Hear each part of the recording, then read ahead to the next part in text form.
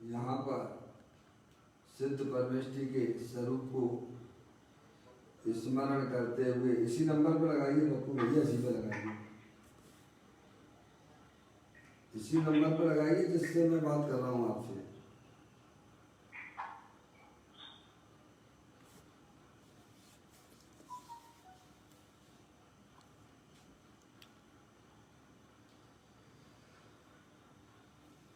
सिद्ध परमेष्टि भगवान का स्वरूप कैसा होता है, इस प्रकार की चर्चा आचार्य कुमकुम देव ने और पदम ब्रह्मधारी देव ने आत्मा के स्वरूप को समझाते हुए, देखिएगा यहाँ पर आज का कलश अपन प्रारंभ कर रहे हैं। कलश नंबर 102 है, उसका पाठ करते हुए सिद्ध परमेष्टि का क्या स्वरूप है वह चर्चा यहाँ चल रही है। पाठ कर लेते हैं। सर्व दोष को नष्ट किया लोकाग्र शिखर पर जो है थिर, देय मुक्त निरुपम निर्मल जो ज्ञान शक्ति से शोभित है, जो है अष्टकर्म की प्रकृति के समूह के नाशक जान, नित्य शुद्ध है जो अनंत है अव्यावाद त्रिलोक प्रधान, मुक्त सुंदरी के स्वामी है निर्मल गुण अनंत की खान, सिद्धि प्राप्ति के लिए अहो मैं सब सिद्धों को करूं नमन।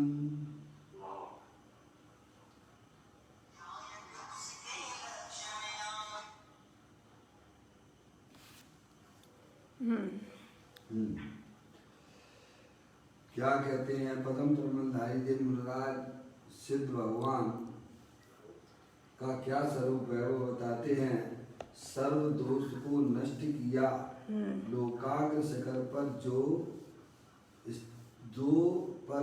थिर हैं इसके, सर्व दोष को नष्ट किया सिद्ध भगवान ने। द्रव कर्म भाव कर्म नौ कर्म उन सब का उन्होंने क्या किया है, नाश कर दिया है, अभाव कर दिया है। और कहाँ पर विराजमान है, लोकाग्र शिखर पर जो स्थिर हैं, स्थिर हो गए हैं। कहाँ लोकाग्र, लोक के अंत में समझेंगे आप, वहाँ पर वह स्थिर हैं। देव मुक्त निरुपम निर्मल जो ज्ञान शक्ति से शोभित हैं। कैसे है सिद्ध परमात्मा, इन्होंने मोह राग देश रूपी मन को तो नाश कर ही दिया है, और देह मुक्त निरूपम निरुपल जो ज्ञान शक्ति से सुशोभित है। कैसे है वे सिद्ध परमात्मा, निरुपम विशुद्ध निर्मल ज्ञान दर्शन शक्ति से युक्त हैं। जो उन्होंने अपनी पर्याय में मोह राग देश का संपूर्ण रूप से अभाव करके अपनी आत्मा की पर्याय में परिपूर्ण निर्मल दशा उन्होंने प्रकट की है। और कैसे हैं वे सिद्ध परमात्मा, जो हैं अष्टकर्म की प्रकृति के समूह के नाशक जान, जिन्होंने 8 कर्मों की प्रकृतियों के समुदाय को भी नष्ट कर दिया है। देखो आगे ना, पहले लिया मोह राग देश, मोह राग देश का उन्होंने नाश किया है। मोह राग देश जो है वो आत्मा का स्वरूप नहीं है। आगे बात समझ में, सिद्ध परमात्मा ने क्या किया, ये मोह राग देश जो है ये कर्म उदय जनित अवस्थाएं हैं। यानी ये जो गंदगी है अज्ञानता से पैदा होती थी, और ज्ञान होने पर यह गंदगी दूर हो जाती है। समझ में आया। तो सिद्ध भगवान ने सबसे पहले मोह राग देश का अभाव किया, और उस अभाव में निर्मल अनंत दर्शन अनंत ज्ञान अनंत सुख अनंत भी अपनी पर्याय में व्यक्त किया। उससे वे संयुक्त हैं, समझ आप। और उन्होंने क्या किया है, जिन्होंने 8 कर्मों की प्रकृति के समुदाय को नष्ट किया है। जो 8 कर्म संसारी जीवों के संयोग से अनादि से हैं, ऐसे 8 कर्मों का भी उन्होंने नाश कर दिया। एक शब्द में अगर कहा जाए कि द्रव्य कर्म, भाव कर्म, 9 कर्म से रहे वे सिद्ध परमात्मा हो गए हैं। अपना भगवान आत्मा देखिए मोर आदि से संयुक्त हो रहा है। कैसे संयुक्त हो रहा है? मोर आदि से, समझ गए नहीं आप? और सिद्ध भगवान ने मोर आदि जो है, जो दुख का कारण हुआ करता था उसका उन्होंने नाश कर दिया है। कहते नष्ट किया है। जो नित्य शुद्ध हैं, कैसे हैं? नित्य शुद्ध हैं, जो अनंत हैं। समझ गए नहीं आप? कैसे हैं सिद्ध परमात्मा? जो नित्य शुद्ध हैं, हमेशा जो है अब उनकी पर्याय में भी नित्य शुद्धता, परिपूर्ण शुद्धता चलती रहेगी। समझ गए आप?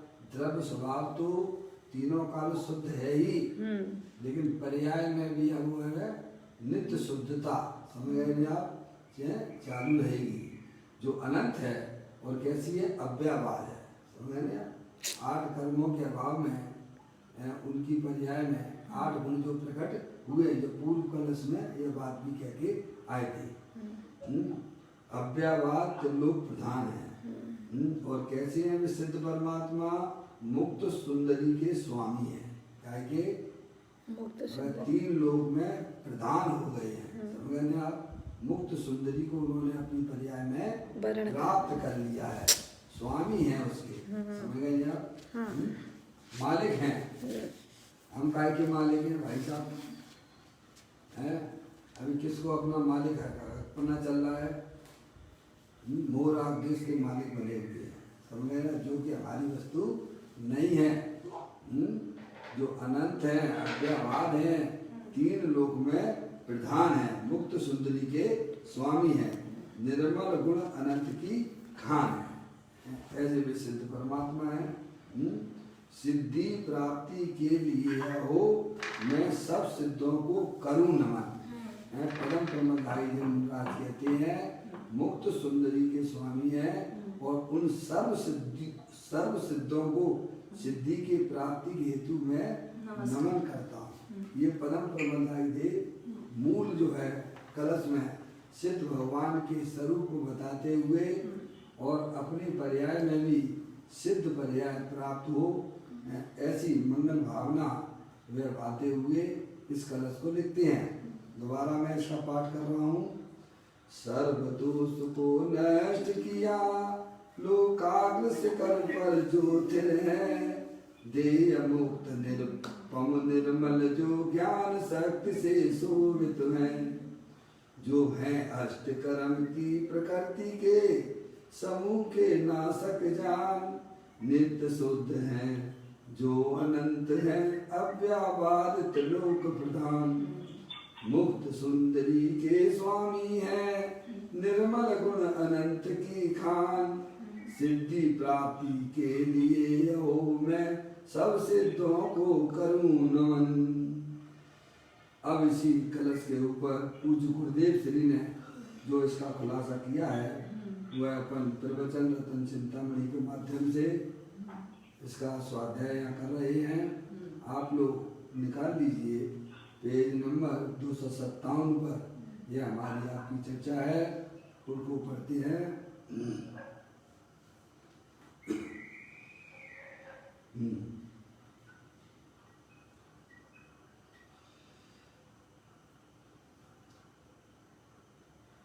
अव्ययवाद, ऐसे सिद्ध भगवान के स्वरूप को मैं नमस्कार करता हूँ,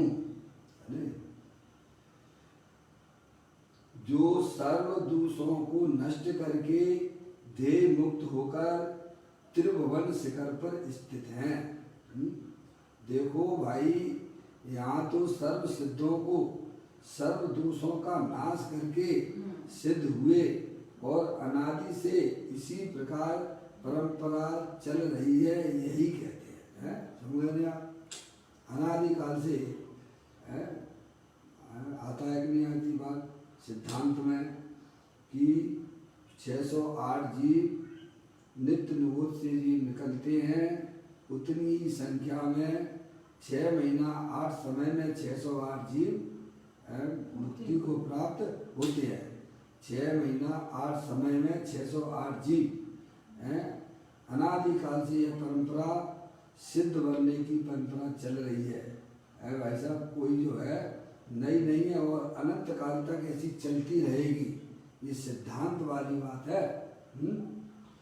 देखो भाई, यहाँ जो सर्व सिद्धों को सर्व दोषों का नाश करके सिद्ध हुए हैं, समझ आप, जितने भी सिद्ध हुए हैं उन्होंने अपनी आत्मा की पर्याय में जो मोह राग द्वेष रूप पर्याय जो होती थी, जो कि दोष सहित है, समझ आप, उसे दूर करना और अपनी आत्मा में अनंत दर्शन, अनंत ज्ञान, अनंत सुख, अनंत वीर आदि अनंत निर्मल पर्याय को अपनी आत्मा में प्रकट करना, यह प्रत्येक जीव का कर्तव्य है। समझने आप, वह सिद्ध परमात्मा ने वह करके दिखा दिया है। समझने आप, ऐसा है कि हम नहीं कर सकते, हम नहीं कर सकते, क्यों नहीं हो सकता है? समझ गए आप, अनंत काल से अनंत जीव ये कार्य करते चले आ रहे हैं, समझ गए नहीं आप? अक्षय अनंत जीव राशि है, समझ गए आप? तो ये सब काम करते हैं, आप भी कर सकते हो, हम भी कर सकते हैं, सब कर सकते हैं, समझ गए नहीं आप? अपने आत्मा के स्वरूप को माँ जनवाणी माता के माध्यम से पहचान लीजिएगा, उसका परिचय कर लीजिएगा, है, फिर वह जो है कार्य जो है हमारी आत्मा की पर्याय में प्रारंभ हो जाएगा, समझ गए नहीं आप? जितने भी सिद्ध परमात्मा हुए हैं और जितने भी होंगे, सब ने यही काम किया है। क्या किया है कि शरीर और रागादिक परिणतियाँ हैं, ये सब मेरा स्वरूप नहीं है, ये सब कर्मकृत वस्तुएं हैं, समझ में आया? हमारे आत्मा के साथ में अनादि काल से 8 कर्मों का संयोग अनादि से है। जैसे शक्कर अनादि से कहाँ पाई जाती है? शक्कर अनादि से कहाँ पाई जाती है? मिठास तो उसका स्वरूप है, गन्ने में है, समझ गया? गन्ने में रहती है, लेकिन गन्ना का छिलका जो है वह कोई शक्कर का स्वरूप नहीं है। उसके साथ में जो गंदगी है वह गंदगी भी वह कोई शक्कर का स्वरूप नहीं है। ऐसे ही अनादि काल से हमारा आत्मा है तो सिद्धों की सामर्थ्य वाला, अनंत शक्तियों के भंडार वाला है।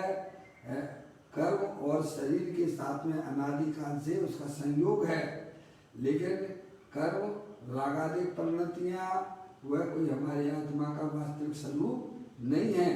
ऐसा जो जीव अपनी ज्ञान की पर्याय में निर्णय कर लेता है, अब समझना चाहिए कि अब वह जो संयोग उसके साथ में रहने वाला नहीं है, समझ में आ गया?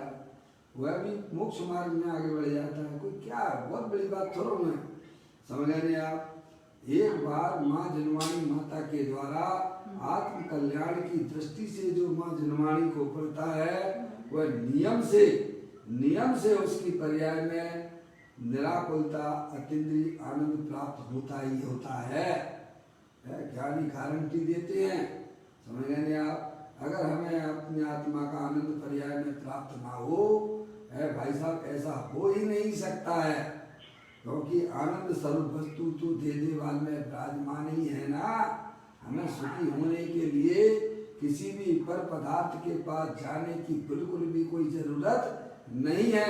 एक बार तुम भैया सच्चा ज्ञान कर लो, जो सिद्ध भगवान ने अपनी पर्याय में प्राप्त किया है वह समस्त सब संसारी जीव कर सकते हैं, समझ में आया भैया? इसमें किसी प्रकार की कोई भाई साहब है यह मत समझ कि निशान नहीं हो सकता, नहीं हो सकता, संसार में नहीं हो सकता। अरे जितने भी जीव थे सब संसारी ही तो थे ना, है? महावीर का जीव था कि नहीं था? बोलो, कहाँ उन्हें भटका वो, कितने कौआओं के कैसे में पेड़ बना है, कहिया है, समझ आप, कितनी वेश्याओं के कैसे में है शरीर धारण किए, एक इंद्री दो इंद्री, समझ आप। आज वे निर्वाण को प्राप्त हुए कि नहीं, अपन उनका निर्माण लड्डू चढ़ाती है, वो ज्यादा समय थोड़ा हुआ है महावीर भगवान को, है मात्र 2000 वर्ष ही तो हुए हैं भाई, 2500 वर्ष ही तो हुए हैं। ये अनंत काल में 2500 तो उसके कोने में पड़े रहते हैं। अरे भैया सभी जीव कर सकते हैं अगर वह वास्तविक सच्चा ज्ञान करे कि भाई साहब ये जो शरीर हमारे संयोग में है ये मेरी वस्तु नहीं है, समझ लेंगे आप। ये सब कर्मकृत वस्तु में है। हमारी आत्मा में जो रागादिक प्रवृत्ति होती है वह भी कर्मकृत है, समझ लें, अज्ञान से पैदा होती है। और मैं तो चेतन सर्वमान आत्मा हूँ, अनंत शक्तियों के भंडार वाला हूँ। ऐसा जहाँ जीव की सच्चा ज्ञान हो जाता है तब वह पर्याय समस्त परद्रव प्रभाव का आश्रय छोड़ देती है और अपने गायक प्रभु परमात्मा के पास में आ जाती है। और फिर वे शक्तियाँ या प्रकट होने लग जाती हैं। कोई भी चीज़ हो आप ध्यान नहीं दो घर में, है खाने पीने की चीज़ों को है तो बेकार हो जाती है कि नहीं हो जाती है, बोलो। है कोई भी चीज हो ना भाई साहब अगर ध्यान नहीं दोगे तो क्या हो जाती है, बेकार हो जाती है। लेकिन मेरा भगवान आत्मा ऐसा है, भले हमने अनादिकाल से है भाई साहब उसके ऊपर ध्यान नहीं दिया है लेकिन उसमें कुछ भी नहीं हुआ है। क्या कहा भाई साहब, जो का त्यों सिद्धि की सामर्थ्य जैसा हर समय रेडीमेड तैयार बना हुआ है, समझ गए। बिगाड़ अगर कुछ हुआ है तो संसार में उसकी आत्मा की पर्याय में एक समय मात्र का बिगाड़ हुआ है, लेकिन पूरा द्रव जो का त्यों, क्या भाई साहब, जब ही जिए आत्म जाने तब ही जिए सिर सुख ठाने का। जब तुम अपनी आत्मा में जागृत हो जाओगे भाई साहब तब उसी समय सिद्ध भगवान जैसा पर्याय में आनंद मिलता है, क्योंकि सिद्ध भगवान जैसी वस्तु तो देवल में ही विराजमान है ना, है?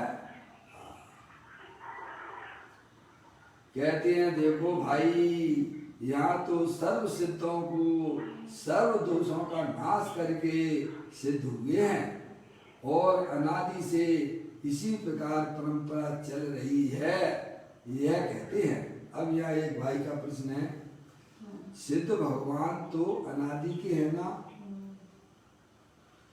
पहले सभी संसारी थे और फिर कोई सिद्ध हुए, ऐसे तो है नहीं है, ऐसा तो नहीं है ना, तथापि यहाँ सिद्ध हुए ऐसा क्यों कहा है, समझ गए आप। क्या भाई का प्रश्न है भाई साहब, पप्पू भैया थोड़ा कोई काम चल रहा है क्या, आवाज आ रही है? पप्पू भैया की बात कर रहा हूँ भाई, पप्पू भाई आपके मोबाइल में कुछ ऐसी आवाज आ रही बाहर की, देखिए अगर कुछ हो तो म्यूट भी कर सकते हैं। देखिएगा बहुत सुंदर बात यह प्रश्न पूछा गया है, जो हमारे निरंतर है संसार अनादि का है तो सिद्ध भगवान भी अनादि के होंगे या, यह बात प्रश्न पूछी जा रही है क्या। सिद्ध भगवान तो अनादि के है ना,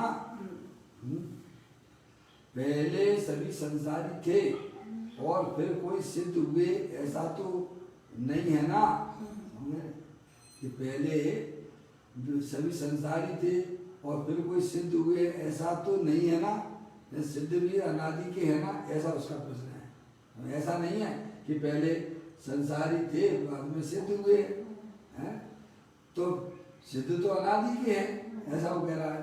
तो यहाँ यानी इस कलश में ऐसा क्यों कहा कि सिद्ध हुए हैं, ऐसे शब्द का उपयोग क्यों किया, सिद्ध तो अनादि के हैं, कोई पहले संसारी थे फिर सिद्ध हुए हैं, ऐसा तो है नहीं है, सिद्ध तो अनादि के हैं। फिर यहाँ ये बात क्यों लिखी परम प्रमलदाई दिन मुनिराज ने कि सिद्ध हुए हैं, क्या भाई साहब है, तो सिद्ध हुए हैं तो मतलब ये तो नया नया काम किया उन्होंने, समझ नहीं आप, देखिएगा।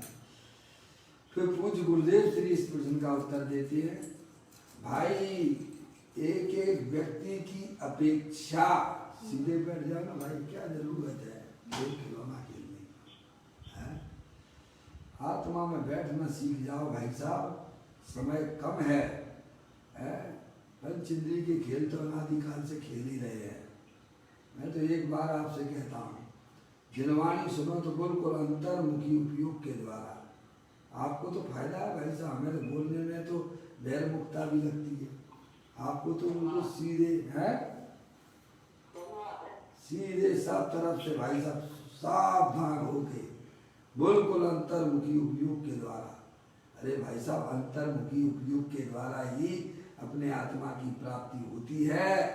बैर मुक्ता से कितना भी धर्म सुनो भाई साहब, कभी भी हमारे आत्मा में वे शक्तियां प्रकट नहीं हो सकती हैं, अरे 10 मिनट बैठो, आधा घंटे बैठो, 1 घंटा बैठो, पर अंतर्मुखी उपयोग के द्वारा होकर बैठना, आत्मा का आश्रय लेना, उस समय सब अपनी पर्याय में विकल्पों को भाई साहब सम्यक वेद ज्ञान के द्वारा, भाई साहब ये कला है, ये तो बस समझिए, जिस जीव के पर्याय में प्रकट हो गई वह जीव निहाल हो जाता है, निहाल हो जाता है भाई। हाँ, देखो पूज्य गुरुदेव श्री यहाँ उसका उत्तर देते हुए कहते हैं, भाई एक एक व्यक्ति की अपेक्षा तो यही कहा जाता है कि वे पहले संसारी थे और फिर सिद्ध हुए। हमारे सामने सीधा अभी उदाहरण महावीर भगवान की पर्याय का बात आती है, महावीर भगवान की जीव की बात आती है। पहले में शेर की पर्याय में थे कि नहीं थे, बोलो, हैं थे ना। सम्यक दर्शन की प्राप्ति कहाँ हुई उन्हें, शेर की पर्याय में बताती है, ठीक है। और उसके बाद वे देवगति में गए, फिर या राजा के पुत्र हुए, मनुष्य में आके फिर मुनि हुए वहीं पर, और फिर जो देवगति में गए, ऐसे उन्होंने कहा समय समझ गए आप। अगर व्यक्तिगत अगर बात की जाए तो पहले सभी जीव संसारी थे, क्या कहा,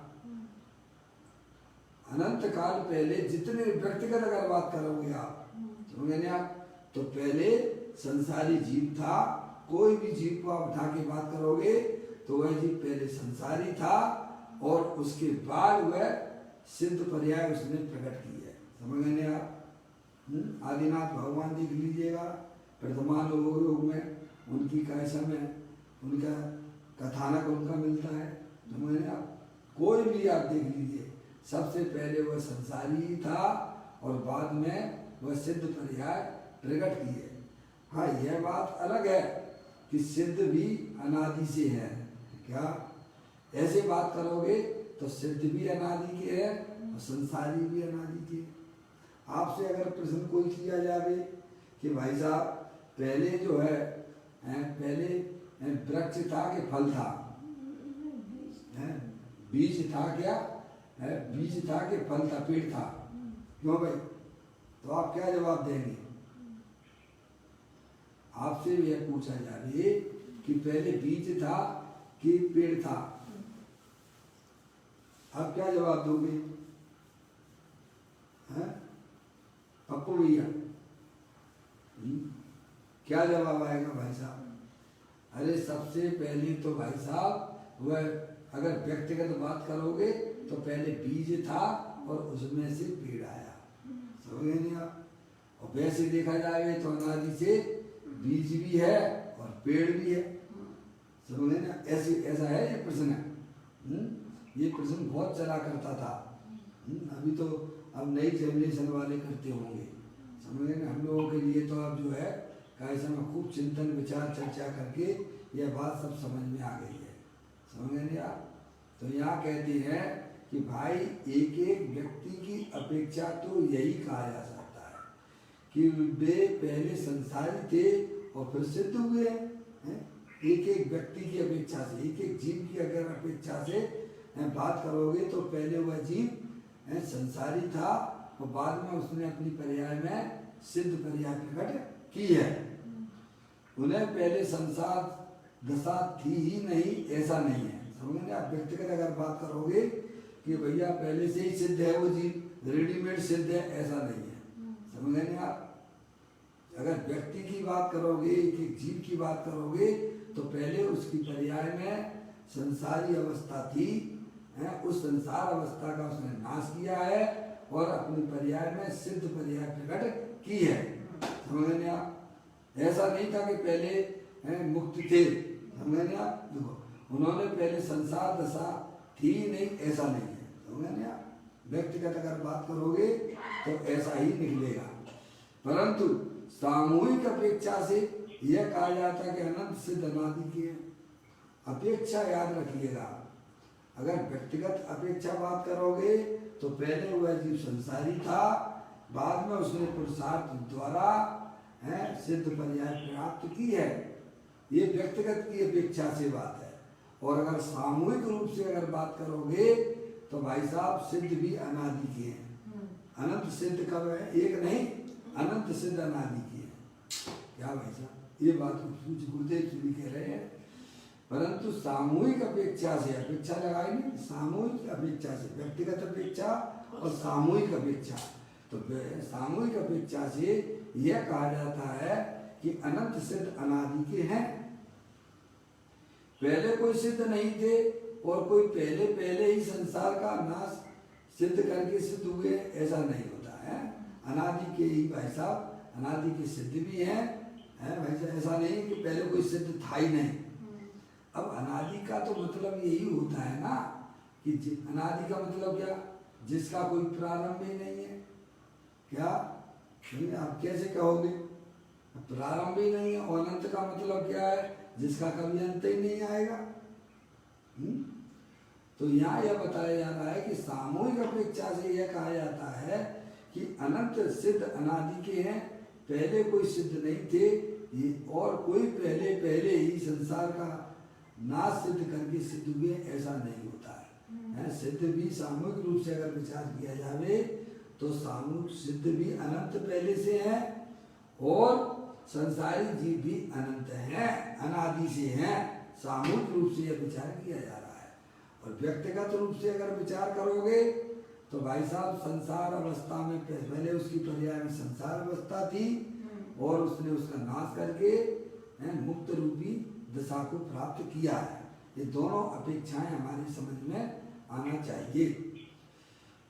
अब कहते हैं अनंत सिद्ध भी अनादि के हैं और अनंत संसारी भी अनादि के। गुरुदेव श्री जी ने यही बात कही। अनादि से ही संसारपना और सिद्धपना चला आ रहा है।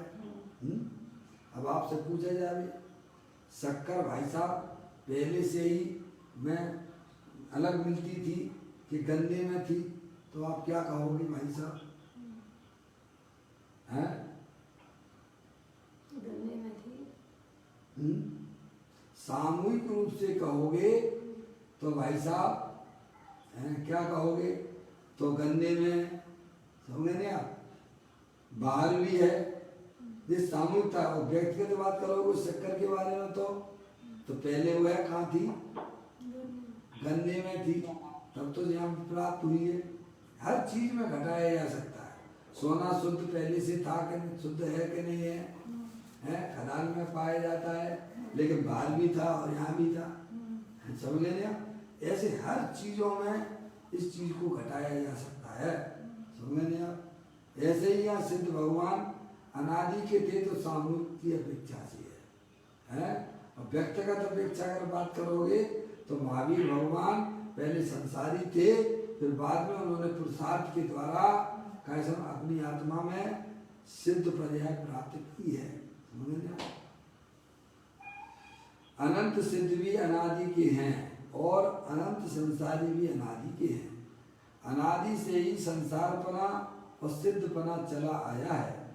इस प्रकार कोई सिद्ध हुए ऐसा जब व्यक्तिगत रूप से कहें तब तो यही कहा जाता है कि वे सर्व दोषों का नाश करके देह मुक्त हुए हैं और जो अंतिम देह थी उससे मुक्त होकर सिद्ध भगवान त्रिभुवन शिखर पर स्थित है, 3 भुवन की शिखर पर स्थित है। इस प्रकार से ये चर्चा यहाँ की गई।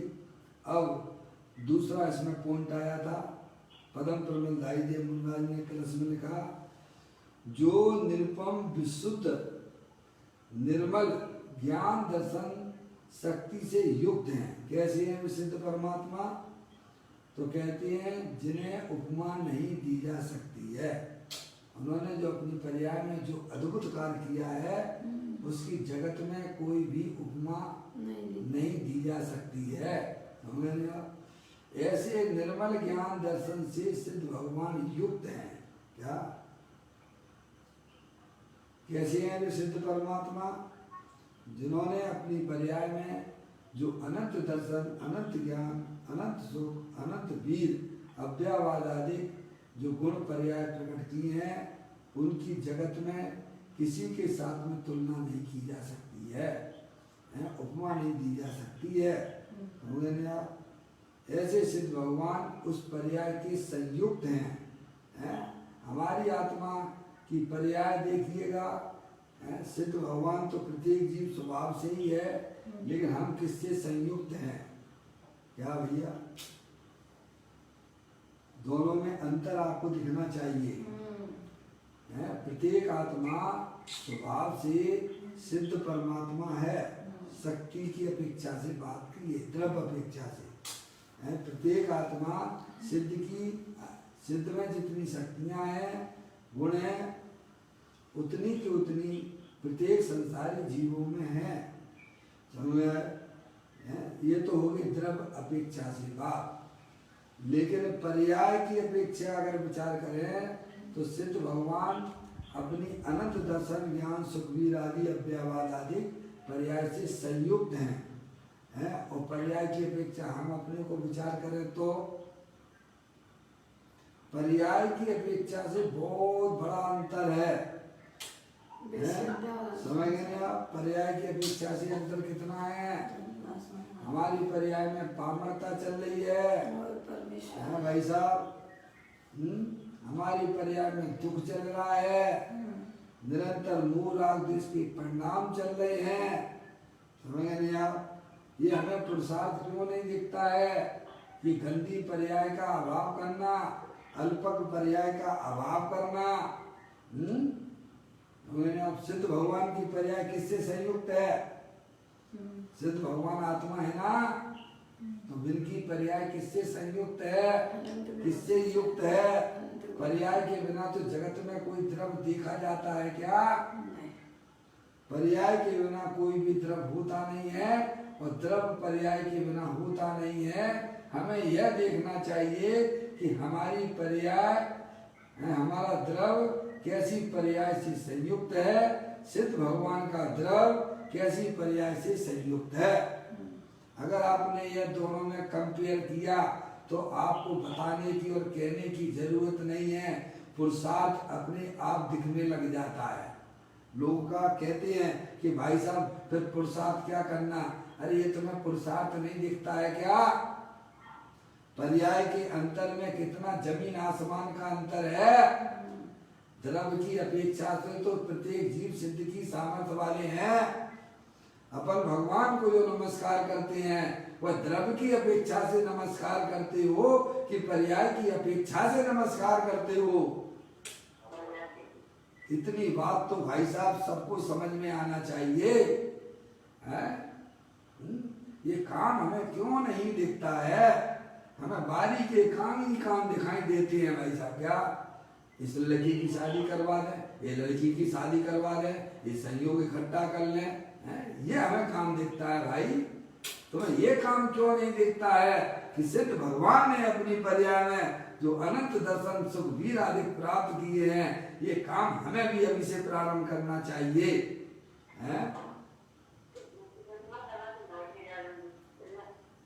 क्या मौसी आवाज आ रही है? कोई कुछ बोल रहा है? पप्पू भैया, अजय भाई, अशोक भाई, डॉक्टर साहब, ये पुरुषार्थ क्यों नहीं दिखता है? इसमें तो पुरुषार्थ, अरे भाई साहब ये पुरुषार्थ है कि अपनी आत्मा की पर्याय को भाई साहब अपने गायक प्रभु परमात्मा के पास में ले जाना। क्या भाई साहब, ये काम हमें क्यों नहीं दिखता है? बाहरी के सब तमाम झंझट बेकार की लेके बैठ गए भाई साहब, है जो हमारे काम नहीं थे। है एक पाठ पढ़ लीजिएगा, होता स्वयं जगत परिणाम, मैं जक्का करता क्या काम, दूर हटो पर कृत परिणाम, सहजानंद रहूं अभिराम। समझ गए आप भाई साहब? उसको तो भाई साहब इस प्रकार से छोड़ दीजिए। मुझे तो एक अपने आत्मा में जो अनंत शक्तियां हैं बस उन्हें अपनी पर्याय में व्यक्त करना। इसीलिए पंडित टोडरमल जी साहब ने भाई साहब बहुत सुंदर बात लिखी है, पुरुषार्थ से ही मोक्ष की प्राप्ति होती है। कैसे होती है? बोलो, लिखा है कि नहीं लिखा है? काल लद्दी होना निमित्त सब चीज लेने, यह तो कोई वस्तु नहीं है। समझ गए नहीं आप? पुरुषार्थ यानी क्या? यथार्थ वस्तु स्वरूप का ज्ञान करना। क्या करना? इसी का नाम पुरुषार्थ है। पुरुषार्थ का नाम मतलब ये नहीं है कि भाई साहब जैसे शरीर के बहुत सारे काम करते हैं, देखो मैंने आज इतना काम किया, ये तुम्हारा कोई पुरुषार्थ नहीं है। शरीर को तुम हिला डुला नहीं सकते हो। क्या कहा? पर द्रव्य का तुम कुछ भी नहीं कर सकते हो। है? ये कोई पुरुषार्थ नहीं है। पुरुषार्थ ये है कि भाई साहब अपने ज्ञान में वस्तु स्वरूप का निर्णय हो जाना कि मैं चेतनेश्वर भगवान आत्मा हूँ। ये शरीर और रागादेश ये सब कर्म कृत वस्तुएं है, इनका मैं कोई करने धरने वाला नहीं हूँ। ये सम्यक वेद ज्ञान उत्पन्न हो जाना पर्याय में। भाई साहब हर पर्याय का कर्ता धर्ता भाई साहब स्वयं पर्याय है। मैं तो ज्ञाता दृष्टा पुरुष भगवान आत्मा हूँ, ऐसा अनुभवन करना, इसका नाम पुरुषार्थ है। देखिएगा यहाँ कहते हैं अनंत सिद्ध भी अनादि के हैं और अनंत संसारी भी अनादि के हैं। अनादि से ही संसार पना और सिद्ध पना चला आया है। देखो अभी अनादि से चला रहा है अपनी पर्याय में। भूरा जिसके परिणाम है कि नहीं है? अरे आचार्य अमृतचंद देव समय सार के कलश में तीसरे नंबर की कलश में यह बात कहते हैं कि मेरी अनादि काल से मेरी पर्याय मलिन हो रही है। बोलो, लिखा है कि नहीं? क्या लिखा उन्होंने? आचार्य अमृतचंद देव मुनि यह बात कहते हैं कि मेरी पर्याय अनादि से कलमासित हो रही है, लेकिन मैं स्वभाव से तो सिद्ध की सामर्थ्य वाला हूं। क्या भाई साहब है? इसीलिए मैं टीका की टीका कर रहा हूं, मेरी पर्याय में परम विशुद्धता की प्राप्ति हो। परम विशुद्धता लिखने से ये मालूम पड़ गया कि उनकी पर्याय में विशुद्धता तो चल रही है? केवल ज्ञान की प्राप्ति हो, सिद्ध भगवान की पर्याय की प्राप्ति हो। क्या भाई साहब है? समझ गए ना? ऐसी सुंदर सुंदर बात है हमारे आचार्य भगवंतों ने ग्रंथ के अंदर लिखी है। जो बात है उसे वैसी समझने का हमें प्रयत्न करना चाहिए। पर्याय कलमासित हो रही है, आचार्य भगवंत मुनिराज लिखते हैं और हमें लगती नहीं है। बोलो भाई साहब, हम तो निरंतर संबंध बनाए जा रहे हैं। क्या मिलता है उसमें? दुख के अलावा कुछ भी नहीं मिलने वाला है। चाहे आज समझो, काल समझो, अनंत काल बाद समझो, पर से संबंध तुम्हारा किसी प्रकार का नहीं है। और संबंध रखना ये हमारे आत्मा के लिए सबसे बड़ी फांसी है। क्या भाई साहब? आगे भाषण है भैया। पंडित टोडरमल जी साहब जब कहते हैं कि भाई साहब सम्यक दर्शन हुआ तो क्या हुआ, क्या खास बात हुई? तो ये खास बात हुई कि मैं आत्मा हूँ मुझे राग नहीं करना। क्या आया, क्या निकला उसमें, क्या विशेषता हो गई उसकी पर्याय में, सम्यक दृष्टि जीव की पर्याय में? सम्यक दर्शन होने पर वो जीव की पर्याय में क्या विशेषता हुई कि मैं आत्मा हूं, मुझे राग नहीं करना। क्या करना, समझ गए? ऐसा उसका श्रद्धांत अंदर में जागृत हुआ है। फिर भी राग तो उसकी कमजोरी से होता है, पर वह राग को वह भाई साहब उस राग में कोई दम नहीं हुआ करती है। मैंने आप कहते हैं अनंत सिद्ध भी अनादि के हैं और अनंत संसारी भी अनादि के हैं, अनादि से ही है। समझ गए आप? तो कहते हैं सिद्ध भगवान की पर्याय कैसी प्रकट हुई है, क्या उन्होंने क्या किया है कि विशद यानी निर्मल ज्ञान दर्शन शक्ति से युक्त है। कैसे युक्त है? उनकी पर्याय कैसी है, उनकी पर्याय कैसी चल रही है, किससे युक्त है वे? अनंत दर्शन, अनंत ज्ञान, अनंत सुख, अनंत वीर, ऐसी अनंत शुद्ध पूर्ण पर्याय से युक्त है। समझ गए आप? और हमारी पर्याय कैसे युक्त है? धर्म स्वभाव दोनों का बराबर है। समझ गए आप? हमारी पर्याय कैसे युक्त हो रही है भैया? जय भैया, समझ में आया भैया? कहाँ से क्या हो रहा है? जिन्होंने उपमा नहीं, जिन्हें उपमा नहीं दी जा सकती, ऐसे निर्मल ज्ञान निर्मल दर्शन से सिद्ध भगवान युक्त हैं, सहित है। युक्त का मतलब सहित है, क्योंकि पर्याय के बिना कोई द्रव्यता नहीं है। आहा, सिद्ध भगवान निरुपम विशुद्ध निर्मल निरुपम विशुद्ध ज्ञान दर्शन से सहित है, परंतु पर से सहित है ऐसा नहीं कहा है। क्या, किससे सहित है? अपने ज्ञान दर्शन से। किससे सहित है? उनकी पर्याय, अपने अनंत दर्शन, अनंत ज्ञान, अनंत सुख, अनंत वीर है, अनंत पूर्ण निर्मल पर्याय से वे भगवान संयुक्त हैं। ये नहीं कहा कि वे पर से सहित है, ऐसा नहीं कहा है। और देखो निरुपम के उपरांत निर्मल का है, समझ गए ना?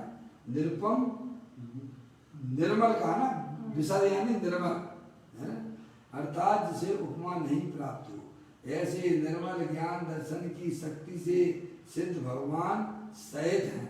सिद्ध भगवान कौन है? आत्मा है। कौन है भैया? आत्मा है ना, और हम भी आत्मा है। समझ गए आप? उनकी पर्याय में भी अनंत निर्मल पर्याय उनके साथ में रहती है। हमारे आत्मा है तो सिद्धि की सामर्थ्य वाला, लेकिन वर्तमान पर्याय में अज्ञानता से रागादिक से संयुक्त हो रही है, पर वह संयुक्त हो नहीं पाएगी, ध्यान रखिएगा। भले ही आप कुछ भी कर लीजिए, लेकिन हमारी आत्मा की पर्याय भी कभी भी उससे संयुक्त नहीं हो सकती है।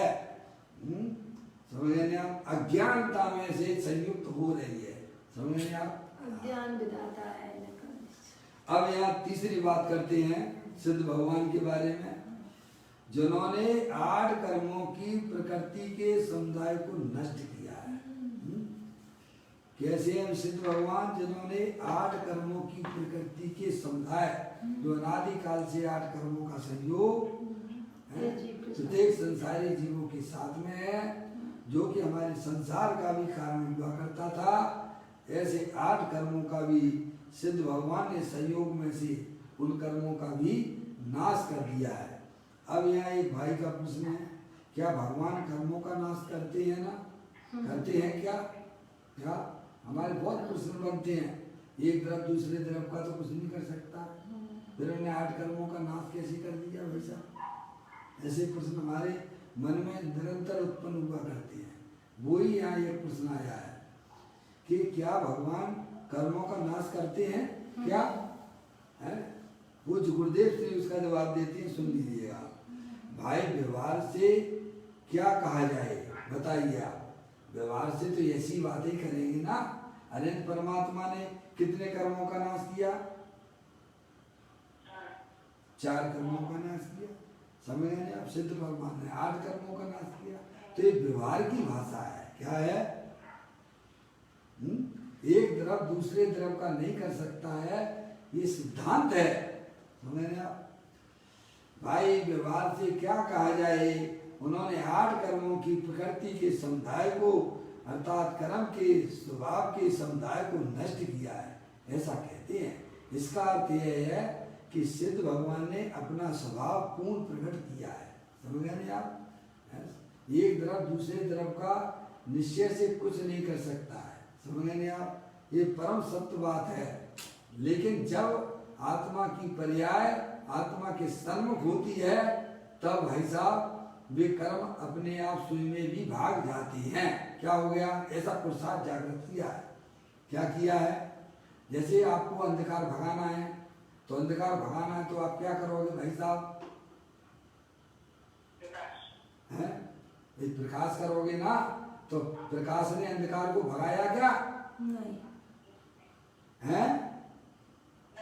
ये बताओ, व्यवहार में तो यही कहा जाता है ना, है कि आपने प्रकाश किया और अंधकार भाग गया। है? समझ गए? प्रकाश अलग वस्तु है और अंधकार अलग वस्तु है। ऐसे ही हमारे आत्मा के साथ में ये रागादिक परिणतियां, भगवान ने मोह राग द्वेष का अभाव किया, क्या कहा जाएगा? भगवान ने मोह राग द्वेष का अभाव किया, ये कहना व्यवहार की भाषा है। समझ गया? भगवान ने तो अपनी आत्मा में बस जागृति लाई। जो जीव अपनी आत्मा में जागृत रहता है, फिर कर्म और रागादिक परिणति स्वयं में भी भाग जाती है। क्या हो जाती है?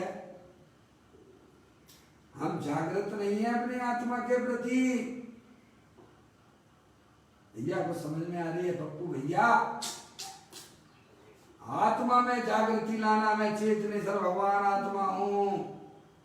जब तक आत्मा में अपनापन स्थापित नहीं होगा, तब तक भाई साहब चोर आपके घर में निरंतर घुसते चले जाएंगे। जब मालिक सावधान हो जाता है, तो भाई साहब चोरों को फिर पैर हिल जाते हैं। जब वो आत्म सिद्धि, जब वो आत्मरिद्धि, जब वो आत्म ध्यान, तो कर्म थर थर कांपते हैं। समझ गया भाई साहब? कौन किसको भगाए?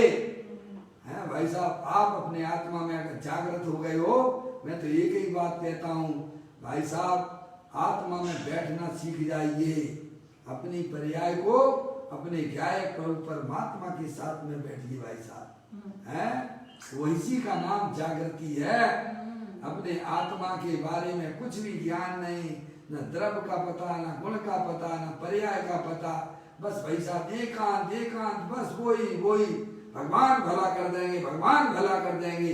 भगवान 3 काल में किसी का भला नहीं करते हैं। समझ में आया? जितने भी आत्मा का भला हुआ है, उन्होंने अपनी आत्मा में जागृति लाई है। क्या कहा भाई साहब? है? बेला अमृत भरा वक्त क्यों खोरा, आलसी सोरा बनिया भागा। सारे साथी जागे तू न जागा, बड़ी मुश्किल से नरव ये पाया। पाकर विषयों में यूं ही लगाया।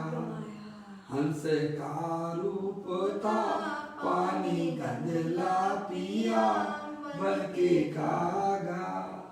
सारे साथी जागे तू ना जागा। इतने अनंत जीव अपनी आत्मा में जागृत हो चुके हैं और हमें अपनी आत्मा की खबर नहीं है भाई साहब। अभी भी हम सो रहे हैं। समझ में आया भैया? अरे भाई जागृति लाइए कि मैं चेतनेश्वर भगवान आत्मा हूँ। ये शरीर रागादिक तो सब कर्म कृत वस्तुएं हैं, इनका हमारे आत्मा के साथ में किसी प्रकार का कोई संबंध नहीं है। इसका नाम जागृति है। एक पुस्तक का नाम भी आत्म जागृति नाम से आता है। पढ़ा है कि नहीं पढ़ा है नाम?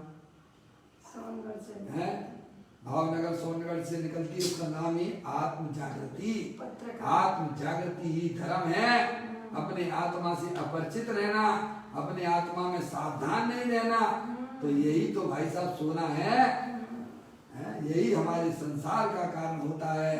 अगर कर्मों को संयोग से दूर करना है और मोराग देश की परिणति को अगर भगाना है तो आपको बस अपने आत्मा की जागृति होना चाहिए कि मैं शरीर नहीं हूं, मैं तो चेतनेश्वर भगवान आत्मा हूं और सिद्ध की सामर्थ्य वाला हूं।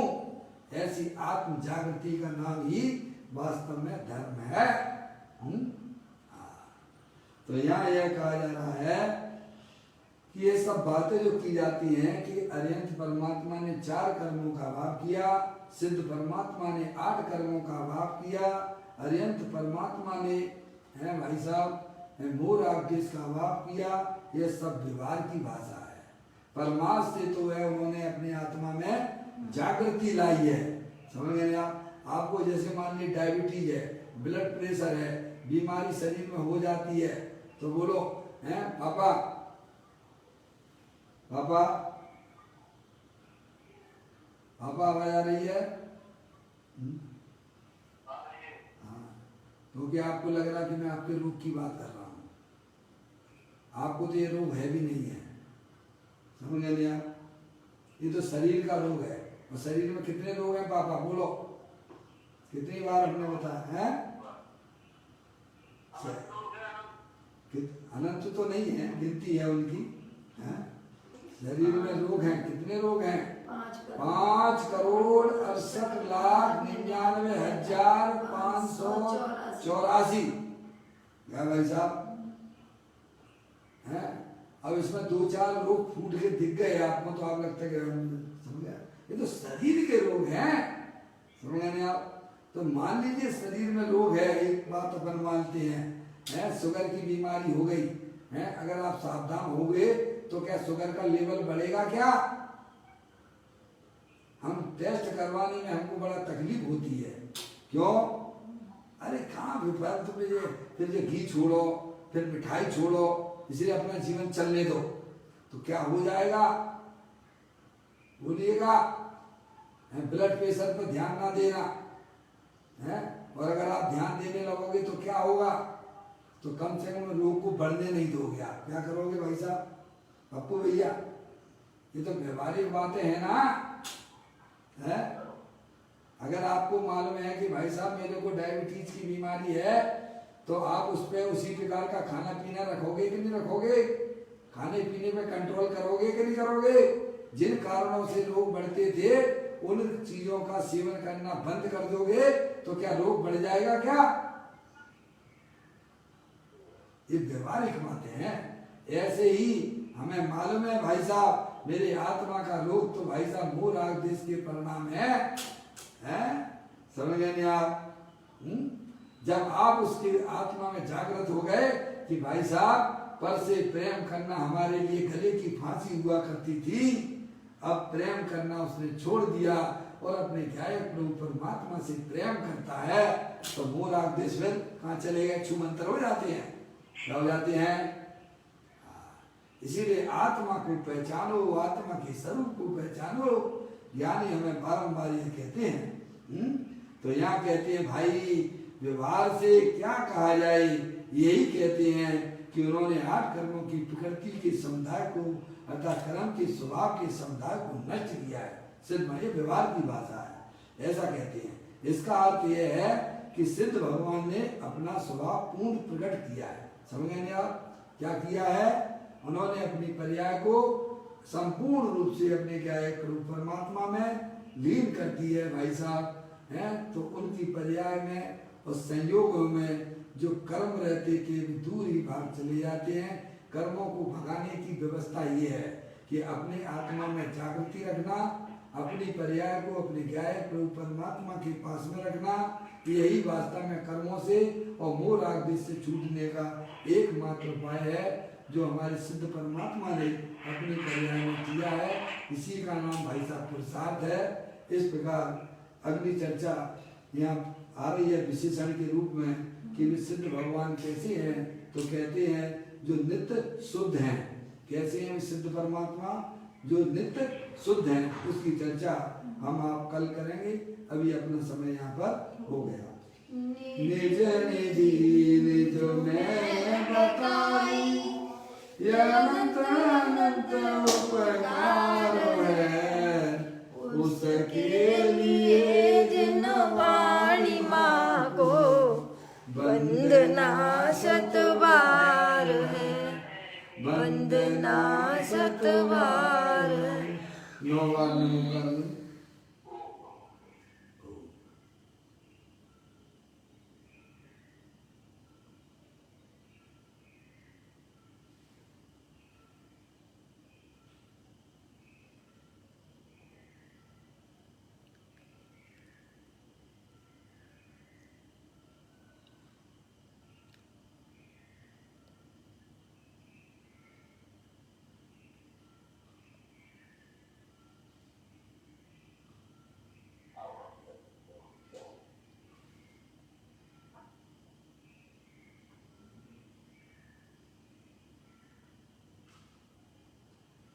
बोलो द्वादशांग दिलवाणी माता की जय, महाजैन धर्म की जय। सभी साधन